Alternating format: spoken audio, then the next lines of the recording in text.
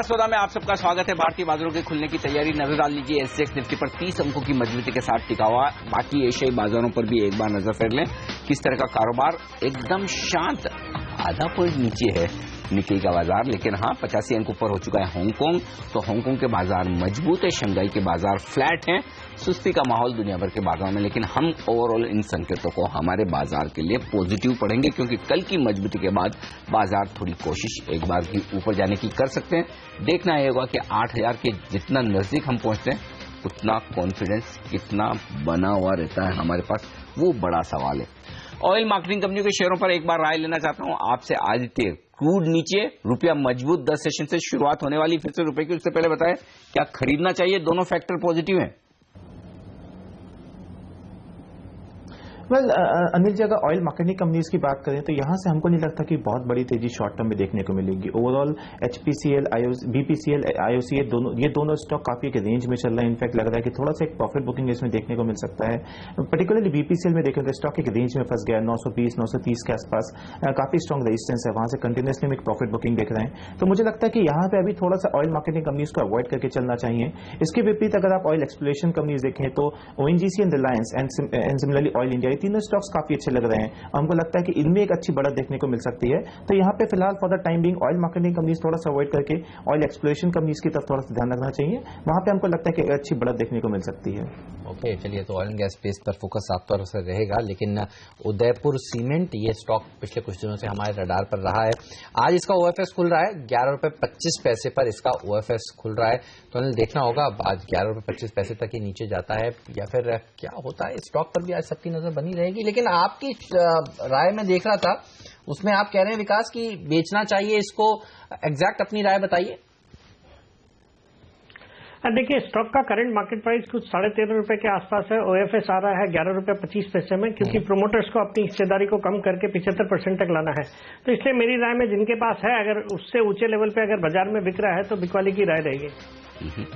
ये ओएफएस की floor price होगी, देखना होगा एक्चुअल प्राइस क्या निकल कर आती है। दूसरी बात है कि कल 61% डिलीवरी उठी है, जबकि पता है कि ऑफर फ्लोर सेल आने वाला है। लेकिन इंटरेस्टिंग बात है कि भारी भरकम 40 लाख शेयरों का कारोबार और उसमें से 60% से ज्यादा डिलीवरी। ये देखना इंटरेस्टिंग होगा क्या कुछ होता है। चलिए आगे बढ़ते हैं और प्री ओपनिंग सेशन पर डाल लेते हैं नजर। इस वक्त आप देखें तो भारतीय बाजार 40 अंक नीचे दिखा रहे हैं निफ्टी पर, सेंसेक्स 6 अंक ऊपर है। जो स्टॉक्स एक्शन में आपको दिखेंगे इस वक्त एचडीएफसी 8.5% नीचे दिख रहा है, 6% नीचे अब है, और केन इंडिया 2% नीचे। मजबूत क्या है? एचसीएल टेक, लुपिन जैसे शेयर 1% मजबूत खुलते हुए दिख रहे हैं। रुपए की चाल पर नजर डाल ली जाए, किस तरह की शुरुआत हुई है करेंसी मार्केट की, वो देख लेते हैं। 66 रुपए 25 पैसे पर शुरुआत की है रुपए ने, थोड़ी सी कमजोरी के साथ 6 पैसे की कमजोरी। तो 10 दिनों की तेजी के बाद फाइनली थोड़ा करेक्शन, लेकिन ये करेक्शन शुरुआती कारोबार का देखेंगे हम ये कि क्या बंद होते होते रुपया रिकवर कर पाता है या फिर आज एक नेगेटिव क्लोजिंग होती हुई दिखती है। तो ये एक और स्टॉक है जहां पर आपको एक्शन देखना चाहिए साफ तौर पर। एक और करेंसी मार्केट है जहां पर आपको एक्शन देखना चाहिए। लेकिन इस बीच बाजार एकदम शांत शुरुआत होने के संकेत दे रहे हैं। कुछ देर में प्री ओपनिंग सेशन सेटल होता हुआ दिखेगा और तब हम इस पर राय भी लेंगे कि आगे किस तरह की भारतीय बाजारों की शुरुआत होती है। दूसरे स्टॉक्स जहां पर एक्शन दिखने वाला है, एल&टी फाइनेंस होल्डिंग, वायदा कारोबार का स्टॉक है ये, और इस पर राय लेना चाहता हूं आपसे। आदित्य, क्या मौका दिखता है खरीदारी करने का? क्योंकि सिटी ग्रुप ने यहां पर धीमे धीमे अपनी स्टेक बढ़ाई है 208 करोड़ में, 6.25% से बढ़ाकर 7.5% की है। स्टॉक बहुत ही सुस्त है, कोई एक्शन होता नहीं है। क्या इस खबर के दम पर कुछ बन सकता है मामला? क्या करेंगे आप? अनिल जी, अगर एल&टी फाइनेंस को देखें तो बहुत ज्यादा उम्मीदें स्टॉक के अंदर नहीं है। स्टॉक में देखें तो 67 68 के आसपास काफी स्ट्रॉन्ग रेजिस्टेंस है। हमने देखा था कि परसों के सेशन में जरूर एक पुल बैक आया था स्टॉक में थर्सडे के सेशन में, लेकिन वापस 67 68 के लेवल से स्टॉक उसके ऊपर सस्टेन नहीं कर पाया। वहां से वापस हमने प्रॉफिट बुकिंग देखा, कल के सेशन में हमने फॉलो प्रॉफिट बुकिंग देखा है। सो ओवरऑल अभी भी स्टॉक एक रेंज में है। जब तक स्टॉक 68 के लेवल को कन्विंसिंगली ब्रेक नहीं करता, उसके ऊपर सस्टेन नहीं करता, तब तक इसके अंदर लॉन्ग पोजीशन में आना थोड़ा सा रिस्की हो सकता है। तो मेरी सलाह है कि 68 के ऊपर निकलता है तो बाय करके चलिए। उस केस में जरूर 72 73 तक के इसमें लेवल्स देखने को मिल सकते हैं। But as of now stock थोड़ा सा एक नो ट्रेड जोन में है, साइडवेज लग रहा है, थोड़ा सा अवॉइड करना बेटर रहेगा। राइट, इसमें नो ट्रेड जोन में है, अवॉइड करना बेटर रहेगा, ये राय हमारे एक्सपर्ट की निकल कर आ रही है। लेकिन एक और ऐसा स्टॉक है जिस पर आज नजर होगी, एचडीएफसी स्टैंडर्ड लाइफ। यहां पर हिस्सेदारी 26% से बढ़ाकर 35% करना चाहती है। FIPB की बैठक के एजेंडे में ये भी शामिल है। डाबर के साथ साथ HDFC चार्ट्स पर कैसा लगता है आपको सिमी? देखिए हेमंत, ये एक ऐसा स्टॉक है जिसमें सेल कॉल तो कभी इशू नहीं हो सकता है। अगर लॉन्ग टर्म के लिए कोई सोचता है या मीडियम टर्म के लिए या शॉर्ट टर्म के लिए भी कोई सोचता है तो मुझे लगता है कि HDFC और HDFC बैंक दोनों में नीचे खरीदारी करने का ही हमेशा सलाह होगा। अगर सपोर्ट के बारे में बताएंगे तो मैं ये कहूंगी कि इनिशियली 1190 और उसके बाद अगर उससे भी नीचे जाता है तो 1170 से 1150 का मेजर सपोर्ट है और कोई भी करेक्शन में ये तीनों रेंज कभी भी टूटेगा नहीं। अगर नहीं टूटता है तो लॉन्ग टर्म के लिए भी पोजीशन को मेंटेन किया जा सकता है। मेरा टारगेट इस स्टॉक के लिए 1350 से 1400 का है 1 साल का, तो मैं इसमें मतलब नीचे खरीदारी करने का ही सलाह दे रही हूँ। अगर नीचे मिलता है तो एक्यूमुलेट कीजिए पोर्टफोलियो। ओके, एक्यूमुलेट करने की राय HDFC लिमिटेड में पोर्टफोलियो स्टॉक है। जाहिर सी बात है कि आपके लिए तेजी का मौका बन सकता है। GMR और GVK इंफ्रा जैसे 2 स्टॉक और हैं जहां पर एक्शन हो सकता है। कुछ और 4 एयरपोर्ट के प्रोजेक्ट को मंजूरी मिल सकती है, ये खबरें आती हुई दिख रही है। अगर इनमें से कोई पसंद है आपको या फिर कोई दूसरा इंफ्रा स्टॉक्स, विकास आपसे राय लेना चाहता हूं इस पर। देखिए अनिल जी, ये दोनों स्टॉक्स में से जिस तरह से GMR में हमने एक रैली देखी है और जो पॉजिटिव डेवलपमेंट्स देखे हैं उन सबको देखते हुए मुझे लगता है GMR करंट लेवल्स पे अच्छा है एक मौका खरीदारी करने का। कल भी स्टॉक में एक पॉजिटिव ट्रेंड था, मुझे लगता है आज भी वो कंटिन्यू होना चाहिए। तो I would go with GMR infra out of the 2 stocks which you have said. Alright, तो GMR इंफ्रा के साथ जाना चाहेंगे। पिछले कुछ दिनों में काफी हरकत में रहा है ये शेयर दोनों ही तरफ, इस पर आपकी नजर होनी चाहिए आज। लेकिन अब वक्त हो गया ये जानने का कि आज का जैकपॉट स्टॉक कौन सा है।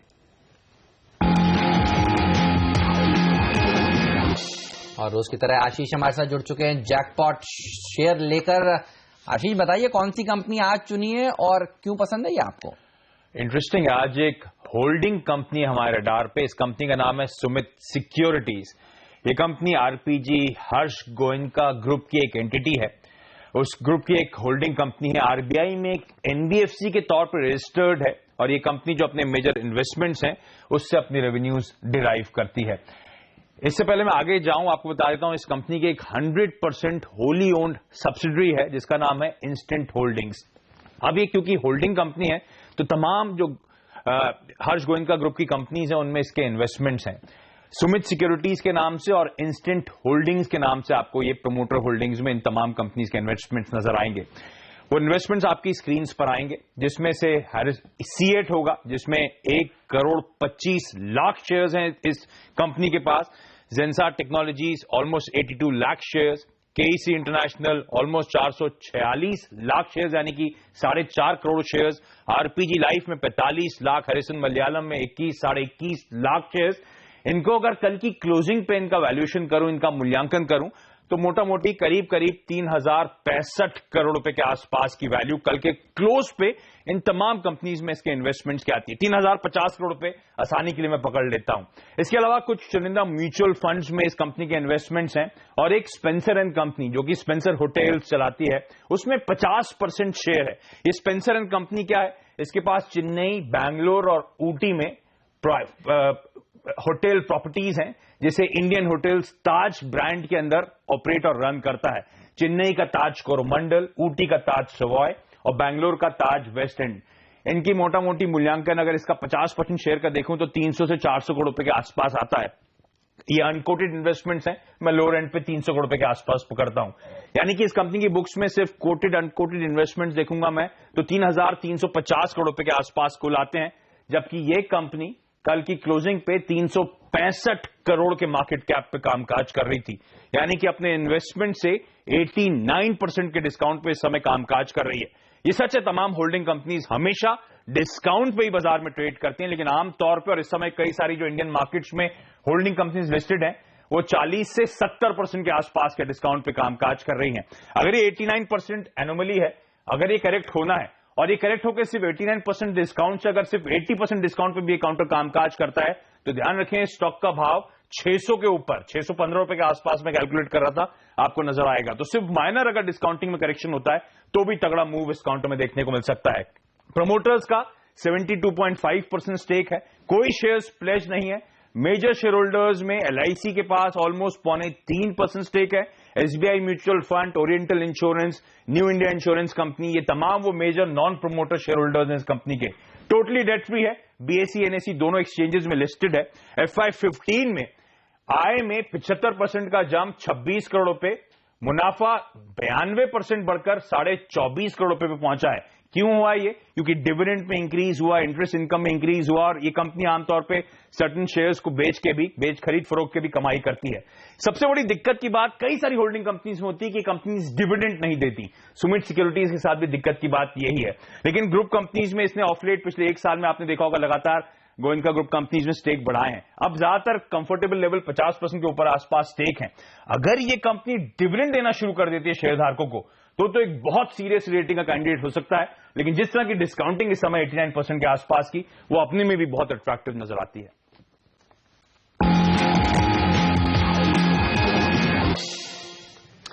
तो ये है स्टॉक का आज का जैकपॉट सुमित सिक्योरिटीज, और स्टॉक आप देखिए 10% ऊपर दिखा है प्री ओपनिंग सेशन में। और इस पर चार्ट्स पर एक राय ली जाए तुरंत सिमी भौमिक हमारे साथ है। सिमिक बताएं क्या करना चाहिए इस स्टॉक में, क्या लेवल्स अहम है? देखिए, अहम लेवल्स में कोई भी बताऊं वो शायद होल्ड नहीं करेगा, क्योंकि मुझे याद है एक दिन ये आशीष रेकमेंड किया था मुंजाल शौहा, उसके बाद से मुंजाल ऑटो शायद, उसके बाद से मैंने जो प्रोजेक्शन दिया था ये स्टॉक मैक्सिमम वहां तक जा सकता है। और उस दिन 10 रुपया का ओपनिंग के साथ, मतलब ओपनिंग गैप अप से हुआ था, और उसके बाद से ये पीछे मुड़ के देखा ही नहीं है। इसलिए टेक्निकली कोई लेवल मैं देना नहीं चाहूंगी, क्योंकि इसमें आशीष ने रेकमेंड किया है, ये आज गैप से खुलने वाला है। अब उसके आगे क्या होगा गैप देख के ही बताने से बेहतर होता है। पर अगर टेक्निकली कोई प्रोजेक्शन देना है तो मैं ये कहूंगी कि 350 तक का रैली तो तय है। 350 से 357 से 366 ये दोनों लेवल क्रूशियल है। अगर 366 के ऊपर जाके भी ये स्टॉक सस्टेन करेगा तो 390 से 410, बस इतना सा ही प्रोजेक्शन मेरे से आ रहा है। अब देखना है कि कहाँ पे खुलता है, कि वहां से लॉन्ग जाएंगे तो कितना रैली हम लोगों को मिलेगा। 357 से 366 मेरा इनिशियल टारगेट, उसके बाद 390 से 410। चलिए, लेकिन आपको एक बार फिर बता दूं, आशीष जो शेयर ये चुनकर लाए हैं वो लॉन्ग टर्म के लिए लाए हैं, पोर्टफोलियो शेयर हैं ये। अगर आप इन्हें अपनी टीम में, अपने पोर्टफोलियो में शामिल करते हैं तो आपको बेहतरीन मुनाफा मिलेगा लॉन्ग टर्म के लिहाज से। लेकिन कुछ और स्टॉक्स जिस पर आज आपकी नजर होनी चाहिए, और आप देखिए ऑयल मार्केटिंग कंपनियां मजबूत खुलने की तरफ इशारा कर रही हैं। आज कच्चे तेल में जिस तरह से गिरावट देखने को मिली है, 3.5% कच्चे तेल में फॉल था और 11 साल के निचले स्तर पर आ गया। और केन इंडिया ये वो स्टॉक है जो दबाव के साथ ट्रेड कर रहा है। जब कच्चा तेल गिरता है तब ये स्टॉक सबसे ज्यादा नीचे की तरफ रिएक्ट करता है। गैप डाउन ओपनिंग की तैयारी यहां पर होती हुई, इसके चार्ट देखकर बताइए सिमी कहां तक गिर सकता है ये? देखिए हेमंत, मैं अभी भी वही सेम ही बात बताऊंगी, क्योंकि मुझे ये सेक्टर अभी पसंद आ रहा है और मुझे लगता है कि कोई भी डिप में खरीदारी करने का ही सलाह होगा मेरा। केन इंडिया तो नीचे जा सकता है, पर नीचे 135-34 के आसपास ही सपोर्ट मिल सकता है। अगर वो सपोर्ट होल्ड करता है तो वहां पे लॉन्ग जाने का सलाह होगा मेरा। अगर गेल के बारे में बताना है तो मैं ये कहूंगी कि गेल में जो रैली हम लोग एक्सपेक्ट कर रहे थे, जिसका टारगेट मेरे पास 370 का ही था, कल ये 370 के आसपास हाई बना के वहां से प्रॉफिट टेकिंग दिखाया था। पर नीचे जाने से आज 355 से 54 के बीच में सपोर्ट मिल सकता है। वहां पे अगर ये स्टॉक मिलता है तो 350 के नीचे स्टॉप लगा के मैं लॉन्ग जाने का ही सलाह दे रही हूं। और ओएनजीसी में अगर आपको पूछना है कि ओएनजीसी में क्या होगा, मुझे लगता है कि ओएनजीसी अगर नीचे खुलता है तो भी 230 के नीचे जाके सस्टेन करने वाला नहीं है। अगर उससे नीचे जाता है तो स्टॉप लॉस लगा के मैं लॉन्ग जाने का ही सजेशन दूंगी। और अगर रहा सवाल आपका एचपीसीएल और बीपीसीएल को लेकर, क्योंकि क्रूड ऑयल नीचे जा रहा है, ये दोनों शायद चलेगा, पर चलने में भी मुझे लगता है कि अगर चार्ट देखेंगे तो मुझे लगता है कि अटक रहा है। एचपीसीएल भी 850 से 860 का रेंज क्रॉस करके सस्टेन नहीं कर रहा है। बीपीसीएल भी 920 से 930 का रेंज क्रॉस करके सस्टेन नहीं कर रहा है। तो अगर गैप से खुलता है, उस रेंज के आसपास खुलता है, तो मेरा सलाह यही होगा, जो पहले से होल्ड करके रखा है प्रॉफिट एक बार जरूर बुक कर लीजिए, क्योंकि ये दोनों स्टॉक जितना मतलब जो स्ट्रेंथ इसमें है, मुझे नहीं लगता है कि बहुत जल्दी ये रेंज क्रॉस करके सस्टेन करेगा। तो दोनों को प्रॉफिट बुकिंग का ही सलाह होगा मेरा। इनफैक्ट अगर कोई एग्रेसिव ट्रेडर हो तो गैप अप खुलने से वहां पे शॉर्ट पोजीशन क्रिएट करके देखा जा सकता है, क्योंकि दोनों ही रेंज बाउंड है। बीपीसीएल वापस 900 के आसपास आके टेस्ट करेगा और एचपीसीएल भी 830 से 820 के बीच में आके सेटल करेगा। ऊपर में सस्टेन नहीं करेगा रैली। ओके, ऊपर में सस्टेन नहीं करेगा।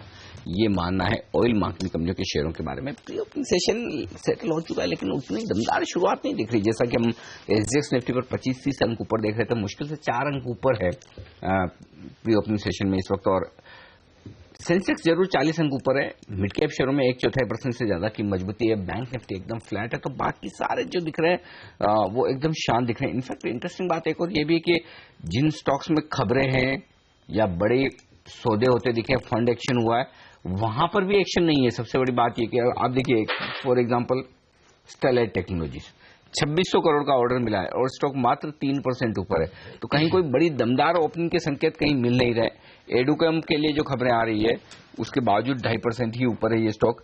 एक लिकर स्पेस में भी एक्शन हो सकता है। आज सुप्रीम कोर्ट में फैसला आना है केरल में जो लिकर बैन हुआ है। विकास, आप कैसे देखते हैं? अगर फिलहाल तो हाई कोर्ट ने बैन पर जो बैन किया था सरकार ने उसे माना है, अब उसके अगेंस्ट ये सारे लिकर मैन्युफैक्चरर गए हैं यहाँ पर सुप्रीम कोर्ट में। आज फैसला आएगा, क्या कुछ हो सकता है, क्या असर पड़ेगा कंपनियों का?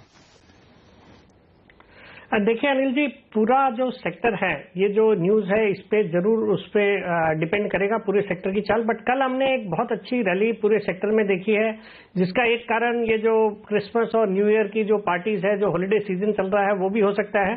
तो यहाँ पे अगर सुप्रीम कोर्ट की तरफ से कोई रिलीफ मिलती है तो डेफिनेटली ये सेक्टर में पूरी ही एक अच्छी तेजी देखने को मिलेगी। बट यहाँ within the space GM breweries करके एक काउंटर है जो मैंने अपनी लिस्ट में भी आज बताया है। स्टॉक में कल शायद ऊपर का सर्किट था, बट मुझे लगता है अपने हाइट से काफी करेक्शन हो चुका है, और जो सितंबर क्वार्टर के नतीजे आए थे काफी अच्छे थे। उसके बाद एक हाइज लगाया था स्टॉक ने करीबन 825-30 रुपए का, आजकल कुछ 680 के आसपास अवेलेबल है। मुझे लगता है अपने पीयर्स के कंपैरिजन में ये स्टॉक अच्छे वैल्यूएशंस पे ट्रेड करता है, और यहाँ पे अगर ये सेक्टर के लिए कोई पॉजिटिव न्यूज आती है तो इस स्टॉक पे नजर रखनी चाहिए, यहाँ से अपसाइड देखने को मिल सकता है। ओके, तो जीएम ब्रूवरीज पसंद है यहाँ पर इन सारी शराब बनाने वाली कंपनियों में विकास को। चलिए, बाजारों के खुलने की तैयारी। यहाँ पर अब बचे हैं 15-20 सेकंड, और मैं बता दूं आपको शुरुआत एकदम शांत होने के संकेत है, हालांकि पॉजिटिव शुरुआत के संकेत मिल रहे हैं। एसजीएक्स निफ्टी तो 25 अंक ऊपर है, हम महज 4 अंक ऊपर है, तो शायद निफ्टी की फ्यूचर्स में जो डिस्काउंट था 17 अंकों का, वो एडजस्ट होता हुआ नजर आ सकता है शुरुआती कारोबार में। ये संकेत आते हुए दिख रहे हैं। चलिए, भारतीय बाजारों की खुलने की तैयारी, पहली टिक आ चुकी है आपकी स्क्रीन पर।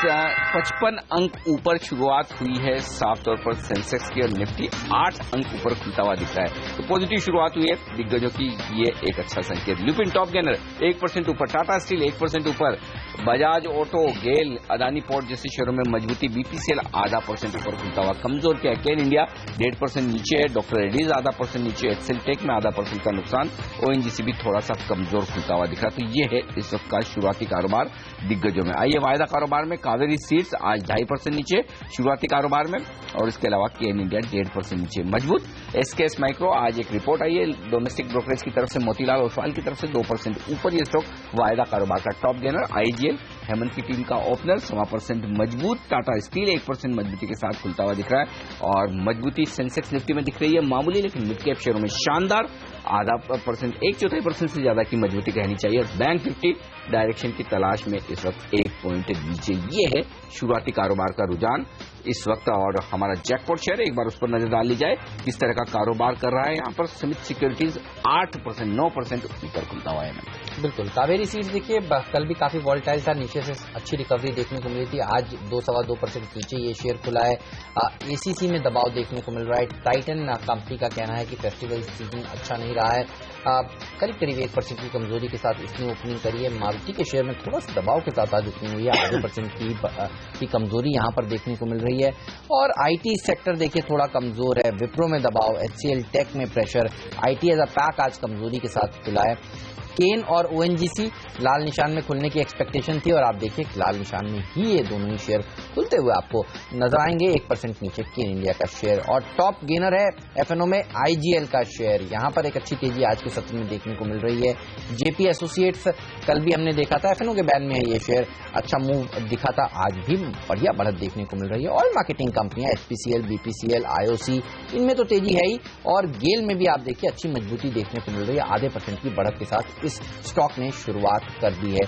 ऑयल एंड गैस स्पेस के शेयर फोकस में है, और पाइप मैन्युफैक्चरर्स देखिए पीएसएल जैसे काउंटर्स, मेरी टीम में ये शेयर भी था, 10% के अप मूव्स के साथ इस स्टॉक में एक अच्छी रैली देखने को मिल रही है। जीएम रूबीज जो अभी हमारे एक्सपर्ट कह रहे थे विकास की यहाँ पर खरीदारी करिए, ये तो शायद 5% के अपर सर्किट पर ही खुला है। सर्किट टू सर्किट ये शेयर चलता है, वैसे हमने देखा है एक अच्छी रैली सर्किट टू सर्किट होते हुए स्टॉक में बनती हुई दिखी है।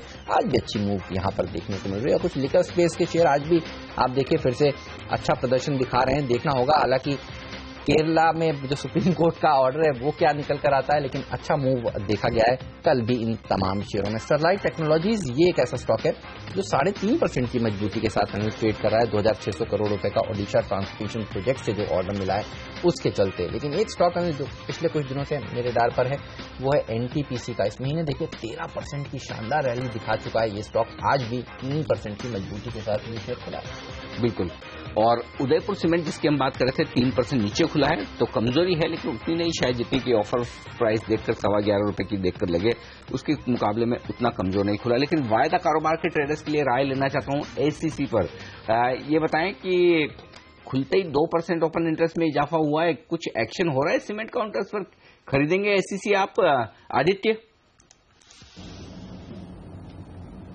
अनिल जी अगर एसीसी के देखें तो एसीसी काफी एक रेंज में चल रहा है काफी हफ्तों से। 1300 नीचे में एक सपोर्ट लेवल है, ऊपरी स्तर पे 1400-1420 का रेजिस्टेंस है। स्टॉक में कंटिन्यूसली हम एक प्रेशर देखते हैं 1360-1380 की रेंज में, तो यहां से स्टॉक एक काफी नैरो रेंज में अटका हुआ है। लेकिन करंट लेवल्स पे देखें तो अपनी ये लोअर लेवल्स के आसपास ज्यादा ट्रेड कर रहा है, तो यहां से हमको लगता है कि एक पुल बैक जरूर देखने को मिलेगा। लेकिन एक 1300 का स्ट्रिक्ट स्टॉप लॉस लाके काम करना पड़ेगा, क्योंकि अगर 1300 का लेवल तोड़ता है तो काफी लंबा एक्यूमुलेशन जोन था जो उसको तोड़ेगा ही, और उसके नीचे भी हमको एक अच्छा करेक्शन देखने को मिल सकता है। लेकिन करंट लेवल्स पे देखें तो डेफिनेटली एक बाइंग कॉल जरूर बनता है यहाँ पे with strict stop loss of 1300। ऊपर में 1400-1420 का एक लेवल है जहां पे इसमें से एक प्रॉफिट बुक करके निकलना चाहिए। चलिए कुछ स्टॉक्स वो देखते हैं जहां पर रिलायंस कैपिटल ने कल खरीदारी करी थी। सारे गामा देखते हैं किस तरह से आज खुला है। 12 लाख शेयर लिए थे रिलायंस कैपिटल ने, कल के सत्र में हमने देखा था ब्लॉक हुआ था, उसमें खरीदारी हुई थी। आप देखिए 1.5% ही मजबूती के साथ ये शेयर खुला है। ईपीसी इंडस्ट्रीज जहां पर 3.5 लाख शेयर रिलायंस कैपिटल ने खरीदे थे, देखते हैं वो किस तरह से आज खुला है। महिंद्रा एंड महिंद्रा ग्रुप की ये कंपनी एग्रीकल्चर क्षेत्र के लिए जानी जाती है, वहां पर काज करती है।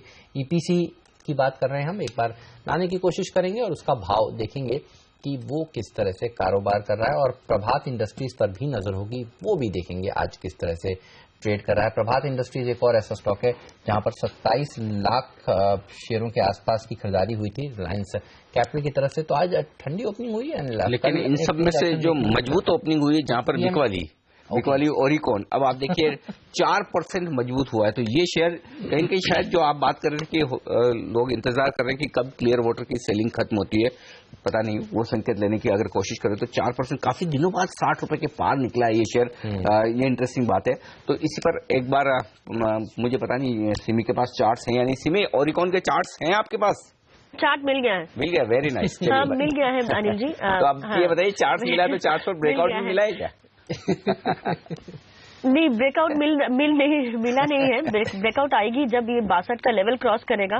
62 के बाद 66 का नेक्स्ट हैंडल और उसके बाद 70 के आसपास का टारगेट, इतना सा तो नजर में आ रहा है। 62 के ऊपर फ्रेश लॉन्ग जाने का सजेशन होगा मेरा। अभी जो एग्जैक्ट 62 पर है तो क्या करना चाहिए? 2 टारगेट्स के लिए अभी एग्जैक्ट 62 पर है इस वक्त। एग्जैक्ट 62 पर है भी तो थोड़ा क्वांटिटी लेना है और नीचे खरीदारी करने का सलाह होगा। मतलब यहाँ पे थोड़ा तो लीजिए, उसके बाद नीचे आए या ना आए, क्योंकि अनिल जी ने डिस्कस कर लिया ये और शायद नीचे आएगा ही नहीं, इसलिए थोड़ा सा तो यहाँ पे खरीदिए, उसके बाद थोड़ा सा नीचे आता है तो मैं सिर्फ डिस्कस कर रहा हूँ, रिकमेंड नहीं कर रहा। दोनों में बड़ा फर्क है।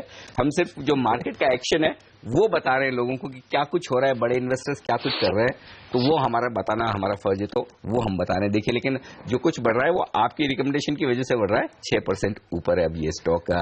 सारे गामा में भी अच्छा एक्शन अब होता हुआ दिखा है, 3.5%। एक्चुअली मुझे लगता है हेमंत, लोग थोड़ा सा इस बात का इंतजार कर रहे थे कि सेंसेक्स निफ्टी सेटल हो जाए। अब आप देखिए जब 75 अंक ऊपर सेंसेक्स हो गया तो अब एक्शन बढ़ता हुआ दिख रहा है मिड कैप और स्मॉल कैप शेयरों में। बिल्कुल, और एडुकॉम भी एक ऐसा स्टॉक जो पसंद था विकास को, कल 18% की रैली के बाद आज 2.5% सस्टेन कर रहा है, अच्छी बात है। और आप देखिए साथ ही स्पाइस जेट एक और ऐसा काउंटर है जो 1.25% मजबूती के साथ ट्रेड कर रहा है। तो छोटे मझोले शेयरों में एक्शन देखने को मिल रहा है। जेट एयरवेज पर भी नजर डाल के देखते हैं वो किस तरह से ट्रेड कर रहा है। कल भी हमने देखा था जेट, स्पाइस, इंटरग्लोब, ये तीनों ही स्टॉक्स है जिन्होंने मजबूती दिखाई थी, और आज भी देखिए मजबूती के साथ ही यहां पर कारोबार होता हुआ दिख रहा है। लेकिन एनटीपीसी, मैं बार बार स्टॉक की बात कर रहा हूं, आप देखिए 12% की रैली एनटीपीसी जैसे शेयर में, पावर कंपनी के स्टॉक में जनरली देखी नहीं गई है एक महीने में। विकास, क्या है इसके पीछे वजह? कल हमने देखा था दलजीत जी आए थे हमारे चैनल पे, वो कह रहे थे ये स्टॉक काफी अच्छा प्रदर्शन दिखा सकता है, 2016 के लिए उन्होंने टॉप पिक भी दिया है। आपकी क्या राय है इस पर?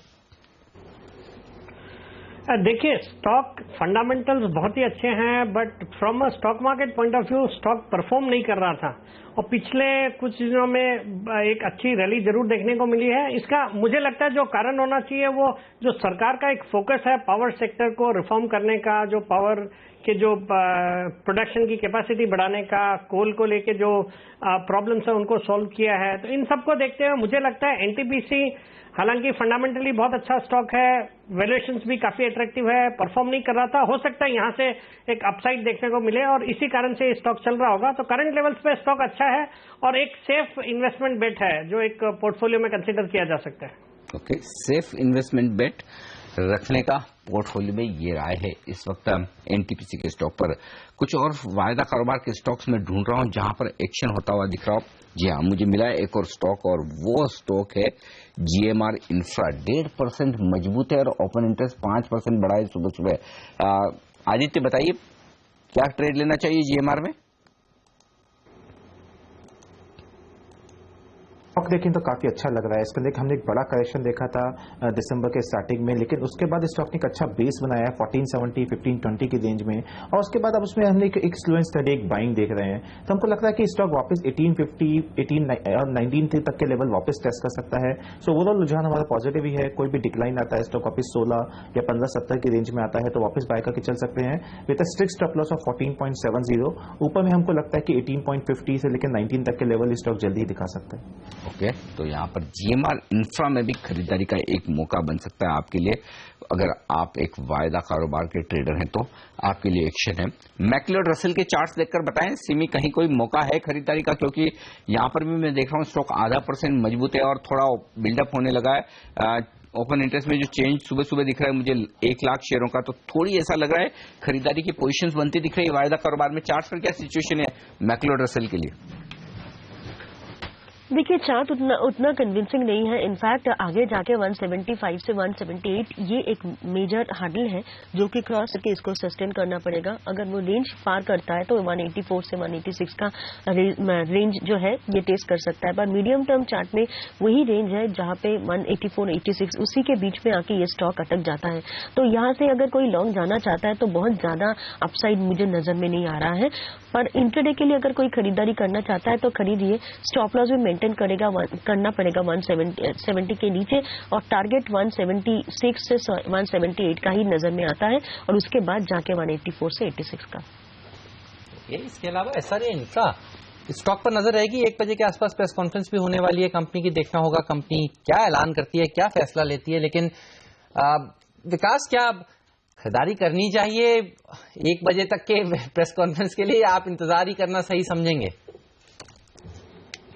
देखिए हेमंत, मैंने पहले भी बताया था इसके बारे में कि स्टॉक में चूंकि आज दोपहर को एक बोर्ड मीटिंग है, उस पर कुछ न्यूज आने की संभावना है, तो मेरी राय में किस तरह की न्यूज आती है उसको देखने के बाद ही स्टॉक पे कॉल लेना ठीक रहेगा। स्टॉक ऊपर जरूर खुला है, बट हो सकता है न्यूज पॉजिटिव हो और उसके बाद स्टॉक एक अच्छा रनअप दिखा सकता है, बट आई वुड रिकमेंड कि जस्ट वेट एंड वॉच, और वो न्यूज क्या आती है उसको देखना चाहिए पहले। उदयपुर सीमेंट अब लाल निशान में खुलने के बाद देखिए हरे निशान में आता हुआ 3% ऊपर हो गया, 3% नीचे खुलने के बाद, तो स्टॉक से धीरे धीरे एक्शन पकड़ रहे हैं। तो ये आपने सही पकड़ा है कि उदयपुर सीमेंट में अच्छा एक्शन हुआ है।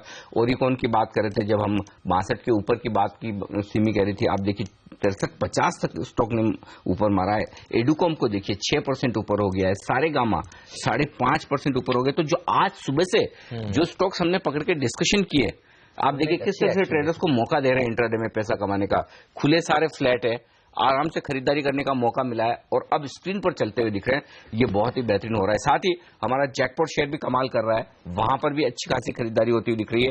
एक बार फिर से सुमित सिक्योरिटीज हमारा जो जैकपॉट शेयर है देखिए अब भी 7% ऊपर मजबूती के साथ बना हुआ है। तो ये सारा एक्शन इस वक्त आपको नजर आएगा। चलिए वक्त है हमारे तीनों ही एक्सपर्ट से विदा लेने का। बहुत बहुत शुक्रिया आपका विकास और सिमी, साथ ही आदित्य, हमारे लिए वक्त निकालने के लिए। और इस बीच बाजार सेंचुरी मारता हुआ 100 अंक ऊपर है सेंसेक्स पर और निफ्टी कल के हाईज के पार निकलता हुआ 7,940 पर इस वक्त मजबूती मिड कैप शेयरों में और बेहतर होती हुई दिख रही है, 0.5% के आसपास की। और वो भी तब जबकि एफआईएस की तरफ से कल फिर से 300 करोड़ की बिकवाली का आंकड़ा आया, लेकिन डोमेस्टिक फंड जो दमदार खरीदारी कर रहे हैं वहां से जोश मिल रहा है बाजार को। लेकिन अब फोकस हमारा इस खास सीरीज पर, आउटलुक 2016, यानी कि कैसा रहेगा बाजार अगले साल। और आज बाजार के जाने माने दिग्गज और मॉर्गन स्टैनली के मैनेजिंग डायरेक्टर रिदम देसाई हमारे साथ कार्यक्रम में शामिल हो रहे हैं। रिदम सर, गुड मॉर्निंग, स्वागत है आपका सीएनबीसी आवाज पर। पहला सवाल तो यही लेना चाहता हूं कि 2015 से उम्मीदें तो बहुत थी, लेकिन अब पीछे मुड़कर देखते हैं तो ऐसा लग रहा है कि मजा नहीं आया। जिस तरह की तेजी होनी चाहिए थी वैसी टिकी नहीं होने के बाद क्या कहेंगे आप, 2016 काफी बेहतर हो सकता है 2015 से? नहीं, बिल्कुल सही है आपकी बात अनिल जी की 2015 में उतना मजा नहीं आया। हालांकि अगर आप देखिए तो ब्रॉड मार्केट में अच्छी तेजी थी, काफी शेयर काफी बड़े थे 2015 में। लेकिन अगर ग्लोबल माहौल आप देखिए तो वो काफी नरम था। इमर्जिंग मार्केट्स पिछले 6 महीनों में करीब 20% से गिरे हैं और उनकी तुलना में इंडिया का जो परफॉर्मेंस था वो ठीक था। लेकिन अगर विदेशी बाजार ऐसी गिरावट बरकरार रखे तो फिर इंडिया पे भी प्रेशर बने रहेगा। आपने अभी बात की एफआईआई फ्लोस की, तो पिछले साल $50 बिलियन से भी ज्यादा आउटफ्लो हुए हैं इमर्जिंग मार्केट्स में। उसकी तुलना में इंडिया में एक्चुअली बहुत कम, इनफैक्ट इनफ्लो ही हुआ है, आउटफ्लो हुआ नहीं है। तो ये बात आपको नजर में रखनी पड़ेगी कि अगर ग्लोबल सिचुएशन खराब रही तो इंडिया में एब्सोल्यूट रिटर्न जनरेट नहीं होंगे। मेरा ये मानना है कि अगर ऐसा ही माहौल रहा तो इंडिया में आपको ठीक रिटर्न मिल जाएंगे 2016 में, लेकिन उतने बेहतरीन रिटर्न नहीं मिलेंगे जो 2014 और 2013 में मिले थे।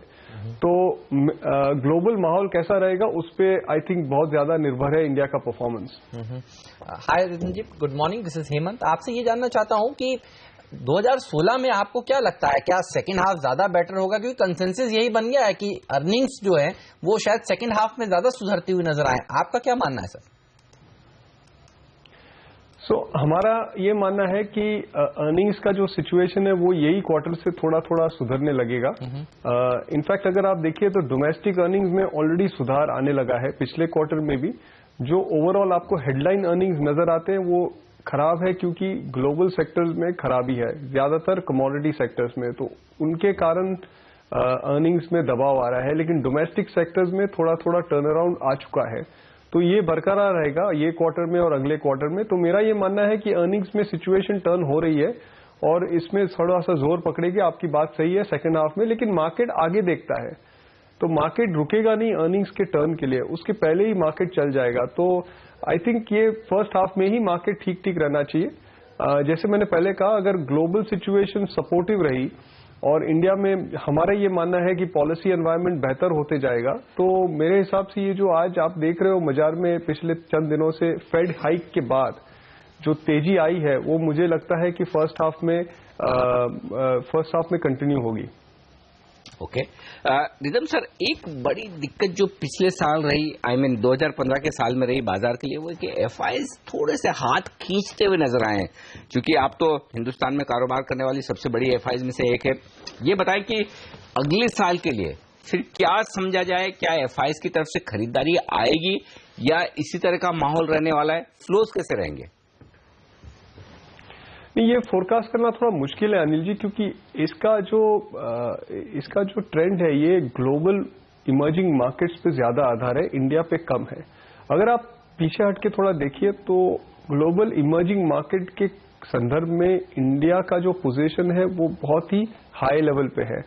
अगर आप किसी भी global emerging market portfolio manager से बात किए या ग्लोबल पोर्टफोलियो मैनेजर से भी बात करें तो आपको ये अंदाज लगेगा कि इंडिया सबसे फेवरेट मार्केट है।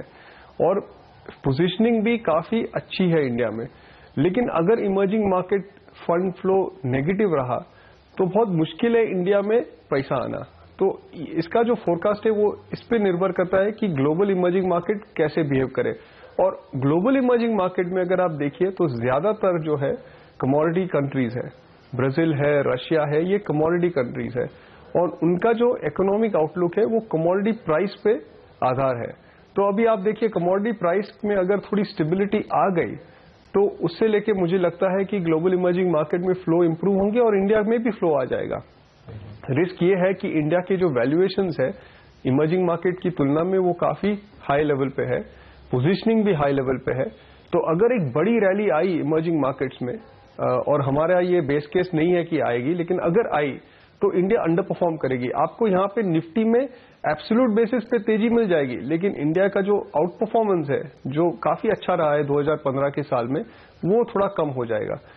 डोमेस्टिक इन्वेस्टर को वो आउट परफॉर्मेंस के साथ कुछ लेना देना नहीं है, लेकिन ग्लोबल इन्वेस्टर को तो जरूर उस आउट परफॉर्मेंस के साथ लेना देना है क्योंकि वो अलग मार्केट में चॉइस बनाते हैं। तो इस तरह से मैं देखता हूं सिचुएशन को। अगर ग्लोबल इमर्जिंग मार्केट में तेजी आई तो फ्लोज यहां पे सुधर जाएंगे लेकिन इंडिया अंडर परफॉर्म करेगा, और अगर ग्लोबल इमर्जिंग मार्केट में सिचुएशन स्टेबल रही तो इंडिया में फ्लोज इंप्रूव होंगे।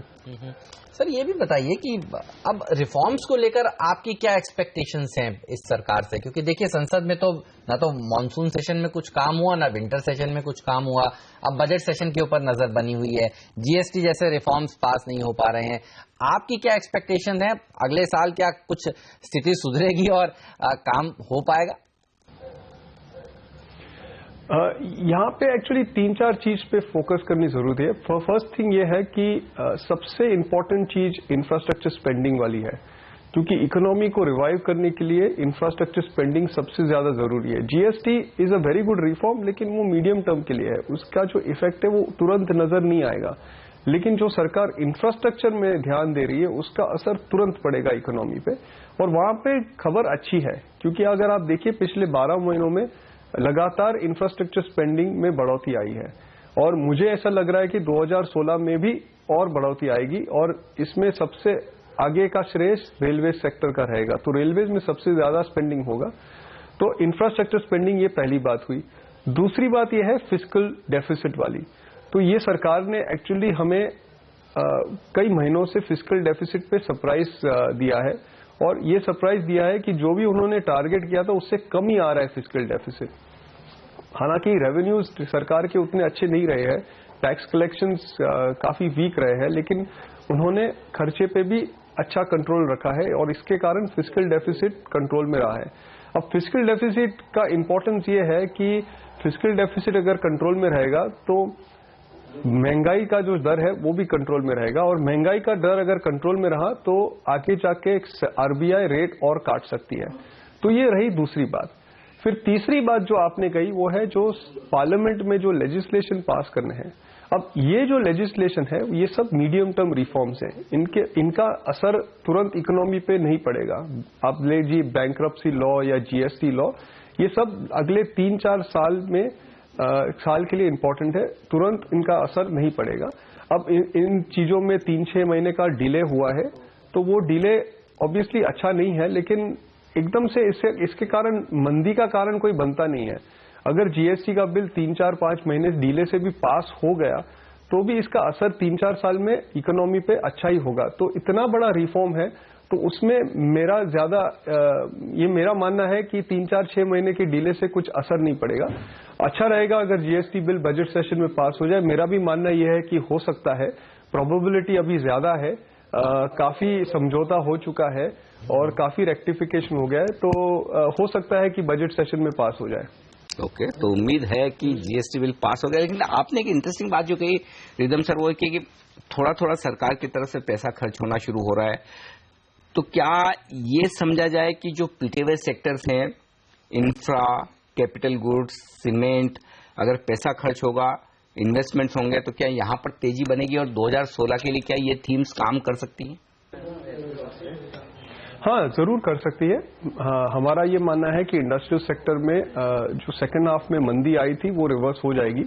अगर आप देखिए 2015 की शुरुआत में इंडस्ट्रियल सेक्टर का परफॉर्मेंस काफी अच्छा था, क्योंकि बाजार ने ये व्यू पकड़ा था कि कैपेक्स रिकवरी आएगी, लेकिन प्राइवेट सेक्टर में वो रिकवरी नहीं आ रही है। और हमने अभी एक बहुत बड़ा सर्वे खत्म किया, 200 कंपनीज का सर्वे खत्म किया, और उस सर्वे से हमें ये मालूम पड़ा कि प्राइवेट सेक्टर में कैपेक्स रिकवरी और देरी है, उसमें और जल्दी आने वाली नहीं है, 18-20 महीने लग सकते हैं। तो जो इमीडिएटली फोकस है वो इंफ्रास्ट्रक्चर स्पेंडिंग पे है, और इंफ्रास्ट्रक्चर स्पेंडिंग को लेके जिनको बेनिफिट होगा उन शहरों में जरूर तेजी आ सकती है।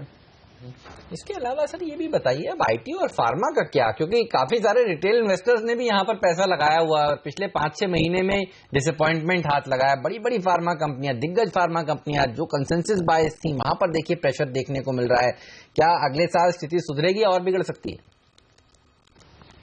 नहीं अनिल जी, आईटी और फार्मा दोनों को अलग तरीके से देखिए, आप दोनों को साथ में मत देखिए। पहली बात ये है कि ग्लोबली हमारा व्यू ये है कि डॉलर तेजी, जो डॉलर ने तेजी बनाई है पिछले 2 सालों से, वो बरकरार रहेगी। तो आपको डॉलर के सामने रुपये में थोड़ा सा डिप्रिसिएशन और नजर आएगा, जो 2015 में भी देखा।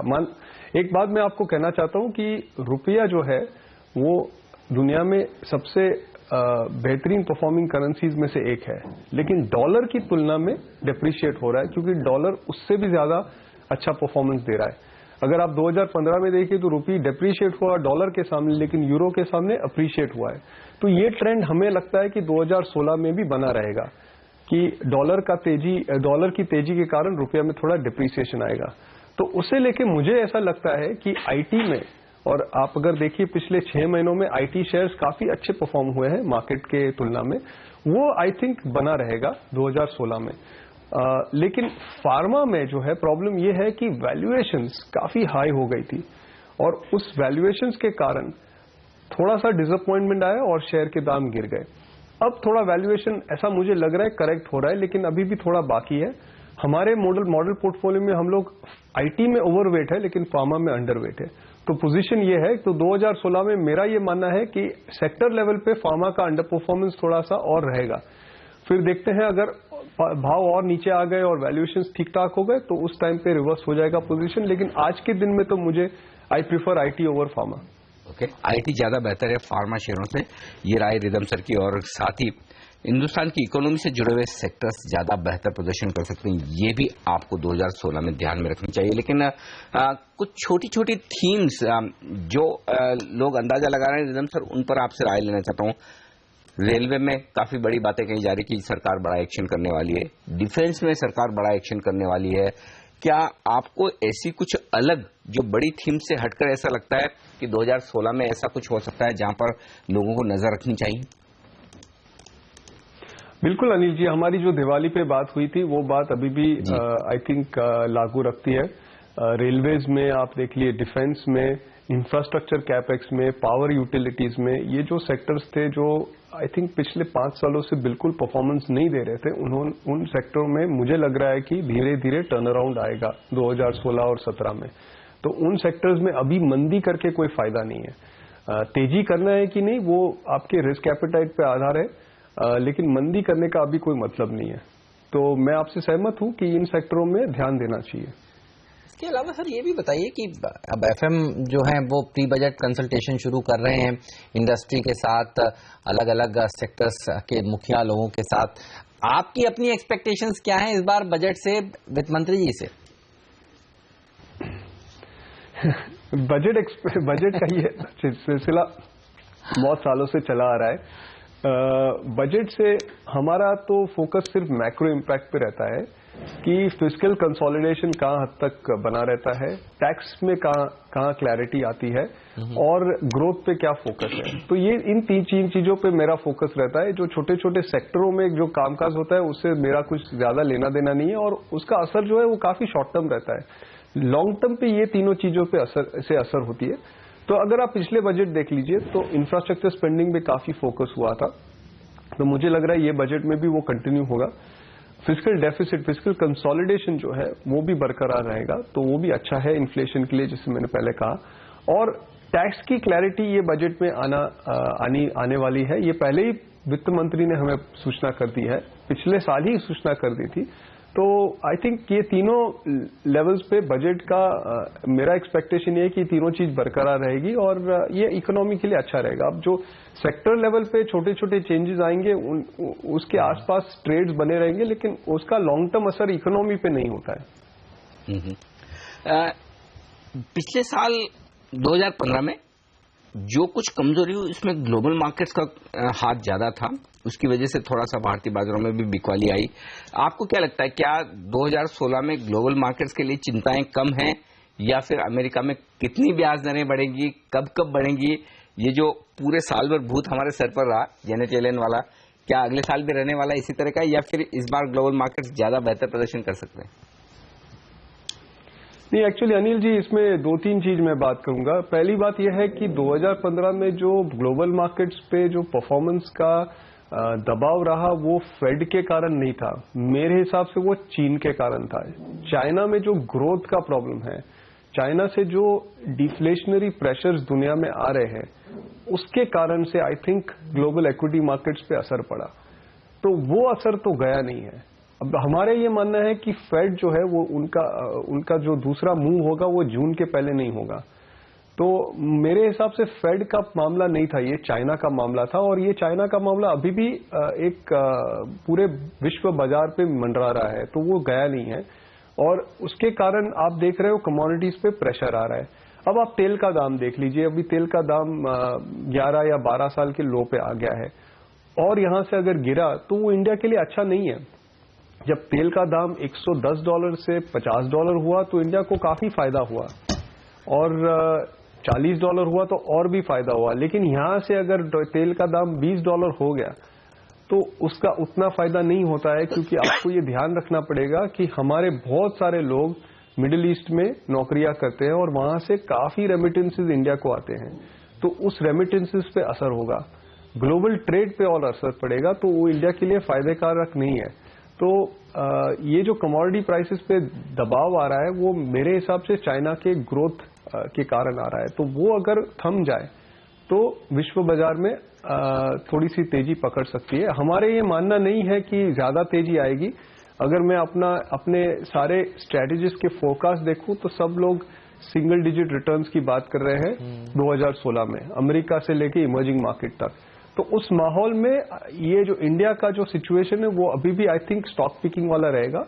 बड़ा मैक्रो ट्रेड जल्दी से नहीं आएगा, और आपको इंडेक्स लेवल पे उतनी तेजी नजर नहीं आएगी जितनी स्टॉक लेवल पे नजर आ सकती है।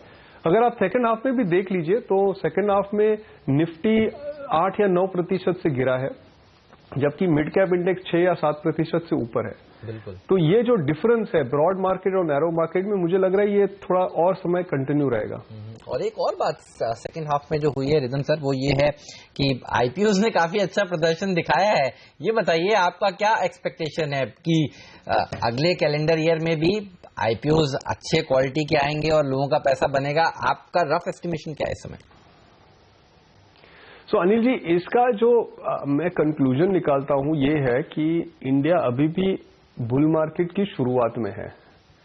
तो जो भी मुझे यहाँ पे जो सिग्नल्स मिल रहे हैं वो यही मुझे बता रहे हैं, क्योंकि अगर आप देखें बुल मार्केट की शुरुआत में ब्रॉडर मार्केट में पकड़ ज्यादा रहती है, नैरो मार्केट में ऊपर नीचे चढ़ाव, ऊपर नीचे मार्केट होते रहते हैं। तो वो हुआ है 2015 में।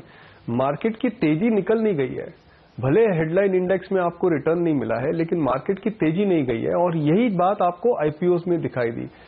और बुल मार्केट की शुरुआत में क्या होता है कि आईपीओज भी क्वालिटी किस्म के आते हैं। बुल मार्केट के एंड में काफी हद तक आपके आईपीओ की क्वालिटी कम हो जाती है और भाव भी महंगे हो जाते हैं, और इसलिए परफॉर्मेंस निकल जाता है। लेकिन शुरुआत में आपको आईपीओ अच्छे वाले मिल जाते हैं जो ठीक ठीक भाव पे आते हैं, और क्वालिटी भी उनकी अच्छी रहेगी। तो ये 2016 में आई थिंक ट्रेंड बना रहना चाहिए, क्योंकि अभी भी हम लोग इस बुल मार्केट की शुरुआत में है। तो मुझे लग रहा है कि आईपीओ में इन्वेस्टर्स को पैसा बनेगा, generally speaking. Of course individual IPO में आपको देखना पड़ेगा, लेकिन ओवरऑल मुझे लग रहा है कि जैसे 2015 में हुआ वैसे 2016 में ये चीज रहेगी।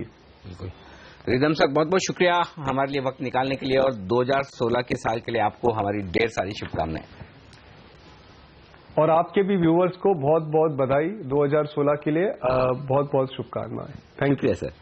और बाजार के एक और जाने माने दिग्गज और मेरे ग्लोबल एसेट मैनेजमेंट के CIO गोपाल अग्रवाल साहब अब हमारे साथ कार्यक्रम में शामिल हो रहे हैं। अग्रवाल साहब, आपका भी स्वागत है CNBC आवाज पर।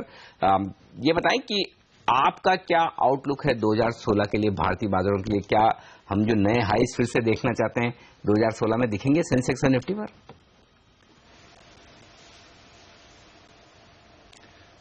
Good morning. 2016 मेरे हिसाब से जो है स्टॉक स्पेसिफिक ईयर रहेगा, और जैसे कि मार्केट में जो भी नेगेटिव्स हैं वो वेल नोन है। यदि मार्केट में जो भी नेगेटिव्स होते हैं, जैसे कि अर्निंग्स थोड़ी वीक थी, US फेड रेट हाइक के चांसेस थे, और फिर कमोडिटी प्राइस जो डिफ्लेशन हुआ, तो ये इंडिया में पार्लियामेंट में रिलेटेड इश्यूज जो थे और GST डिले हुआ होने की जो संभावनाएं हैं, तो ये सब जो है बाजार में नेगेटिव सब प्राइस्ड इन है। तो यहाँ से जो है 2016 में जो है इंडिया को लोअर क्रूड ऑयल प्राइस के बहुत सिग्निफिकेंट बेनिफिट पूरे साल मिलेगा।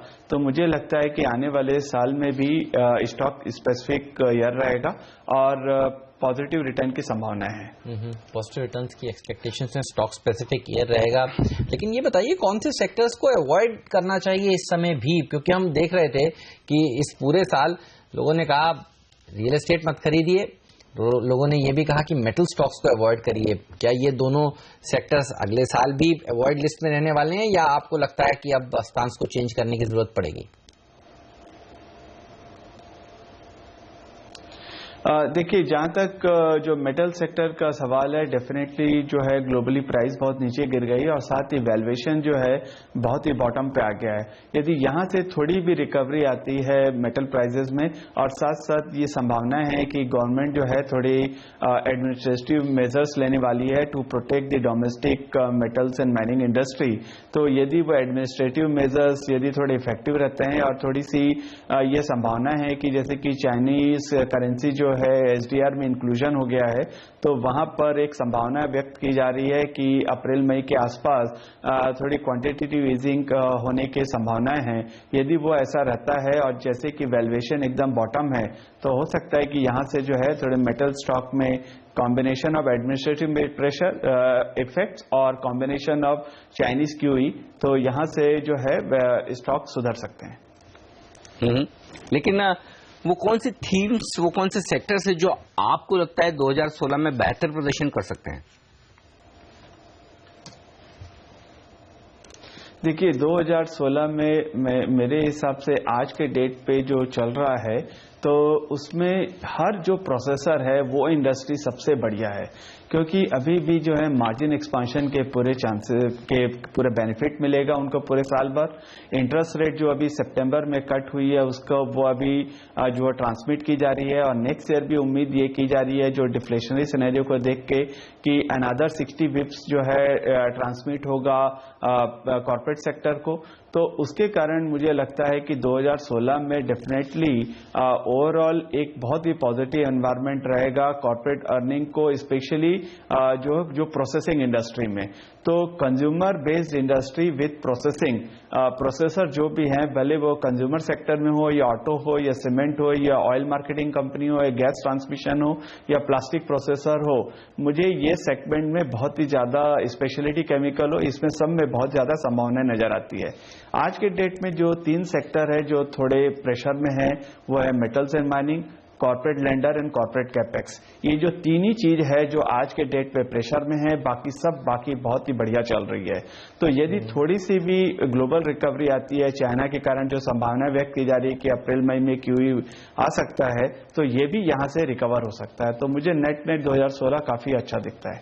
2 सेक्टर्स इस पर राय आपकी लेना चाहता हूँ अग्रवाल साहब, वो है पावर सेक्टर और बैंक्स पर, क्योंकि ज्यादातर लोग अब ये मान रहे हैं कि रिफॉर्म्स की जो गाड़ी बढ़ी है वो पावर क्षेत्र में काफी तेजी से बढ़ रही है, और बैंक्स पर भी सरकार अब कोशिश कर रही है कि इनको जल्दी से जल्दी और ज्यादा से ज्यादा रिकैपिटलाइज किया जाए। आपका क्या विचार है इन दोनों सेक्टर्स पर, वो बताइए। और बैंक्स में PSU वर्सेस प्राइवेट जो पुरानी डिबेट है, उसमें आप किस तरफ है? देखिए, जहां तक पावर सेक्टर का मेरा व्यू है कि पावर सेक्टर में ऑटोमेटिकली प्रॉब्लम बहुत ज्यादा सॉल्व हो जा रहे हैं, क्योंकि ग्लोबली जो है फ्यूल के प्राइसेस बहुत ही ज्यादा गिर गए हैं। तो जो भी यदि आप इंपोर्टेड एलएनजी पे भी प्लांट चला रहे हैं तो आपकी जो प्राइस $18 से अब $7 के आसपास आ गई है। तो यहां पर ऑटोमेटिकली जो है बहुत ज्यादा प्लांट वायबल हो जाते हैं, कोल प्राइसेस क्रैश हो गई है। तो जो मेजर प्रॉब्लम थी वो ऑटोमेटिकली फ्यूल प्राइस डिफ्लेशन के कारण मेजॉरिटी सॉल्व हो गई है। उसके बाद गवर्नमेंट ने जो रिफॉर्म प्रोसेस लिया है, जैसे कि उदय जो प्रोग्राम है, ये बहुत ही बढ़िया है। तो मुझे, और दूसरी बात क्या होती है, जो यूटिलिटी होती है वो फॉलिंग इंटरेस्ट रेट एनवायरमेंट में आउट परफॉर्म करती है, क्योंकि बॉन्ड यील्ड गिरने के कारण आपकी हर्डल रेट कम हो जाती है। तो ये तीनों चीजों को देखते हुए मुझे पावर सेक्टर का जो है वर्स्ट बिहाइंड हो चुका है, और जैसे जैसे उदय प्रोग्राम ज्यादा से ज्यादा स्टेट इसमें ज्वाइन करेंगे और तो मुझे लगता है कि इसमें पीएलएफ बढ़ेगा और प्रॉफिटेबिलिटी इंप्रूव होगी ये सेक्टर की। और जहां तक आपका दूसरा सवाल है कि बैंकिंग सेक्टर का, मुझे अभी भी थोड़ी सी ये एक जो है जो आशंका ये है कि कॉर्पोरेट कैपेक्स में अभी थोड़ा समय लगेगा, इसीलिए जो है क्रेडिट ऑफटेक जो है म्यूटेड रहेगा। तो ये सेक्टर एक तो ओवरऑन्ड है, दूसरा इसमें थोड़ा आरबीआई के कारण एनआईएम के प्रेशर भी होने की आशंका है। तो ये सेक्टर वैसे अभी वैल्यूएशन वाइज चीप हो गया है, तो थोड़ी अपसाइड की उम्मीद है, परंतु ये जब तक क्रेडिट ऑफटेक बहुत बड़ा नहीं होगा तब तक इसमें बहुत ज्यादा संभावना नहीं है। बिल्कुल। तो ये राय 2016 के आउटलुक पर और तमाम सेक्टर्स पर। गोपाल जी, बहुत बहुत शुक्रिया आपका हमारे लिए वक्त निकालने के लिए और ये राय हमारे साथ शेयर करने के लिए, और नए साल की आपको ढेर सारी शुभकामनाएं। और इस बीच बाजार पर रखें नजर, 60 अंकों की मजबूती है सेंसेक्स पर। निफ्टी 8 अंक ऊपर आपको नजर आएगा। जो कुछ दबाव थोड़ा दिख रहा है वो बैंक निफ्टी की वजह से, 35 अंक नीचे बैंक निफ्टी 17,000 के ऊपर टिकने में मुश्किल आती हुई दिख रही है बैंक निफ्टी को। और जब तक बैंक निफ्टी ऊपर न जाए तब तक बाजार के लिए थोड़ा चढ़ना मुश्किल है। और बैंक निफ्टी में भी ट्रेंड वही है हेमंत, जो एक दिन तेजी का एक दिन मंदी का, तो कम से कम बैंक निफ्टी तो उस ट्रेंड को फॉलो कर रहा है आज, और निफ्टी भी लगता है वो फॉलो करेगा। देखिए, इतनी तेजी देखने को मिल नहीं रही है, देखना होगा भारतीय बाजार बंद किन लेवल पर होते हैं। बहरहाल बिल्कुल सपाट ट्रेड होता हुआ इस समय। बिल्कुल, तो मजबूत शुरुआत तो हुई है, देखना है कि हम टिक पाते हैं 7,000 नोट्स के ऊपर या नहीं। फिलहाल पहला सौदा में आज के लिए इतना ही। बने रहिए सिंधिसी आवाज के साथ। ब्रेक के बाद प्रियंका हमारे साथ जुड़ेंगी, जो लेकर आएंगी कमोडिटी बाजार की ओपनिंग, साथ ही आपके सवालों के जवाब भी देंगे। हमें दीजिए इजाजत, नमस्कार।